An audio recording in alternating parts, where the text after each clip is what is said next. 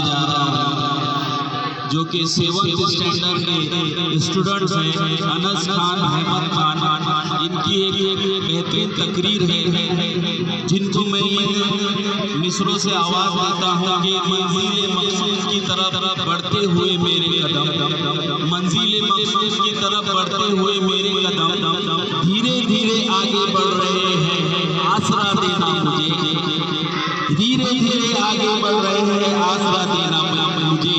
गिर पड़ूं तो हौसला अफजाई करना मेरी, गिर पड़ूं तो हौसला अफजाई करना मेरी, और मैं चल पड़ूं तो कामयाबी की दुआ देना मुझे, और मैं चल पड़ूं तो कामयाबी की दुआ देना मुझे। आ रहे हैं आपके सामने अनस खान, रहमत खान।